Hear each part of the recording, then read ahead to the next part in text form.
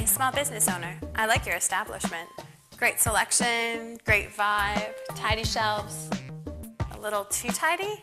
Where are all the customers? Oh, here's one. He's reading reviews of your business on Yelp. Maybe he'll drop by after work. Or maybe not. Here's another one. She's searching for a shop exactly like yours, but you're not showing up on the first page of results. That's unfortunate. This lady has heard about your store, but she can't find your address. For some reason, Google is sending her to your old location on West 7th Street. Oh, I see what's going on here. You're so focused on making your business great out there in the real world that you don't have time to think about what's going on in here. Well, guess what? Your reputation lives in here now. On search engines, social networking, review sites, and whatever the next big thing is. It can be a bit overwhelming.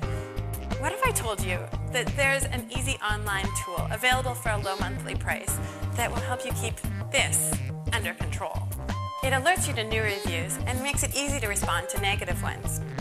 It shows you every time your business is mentioned on Twitter, blogs, anywhere on the web.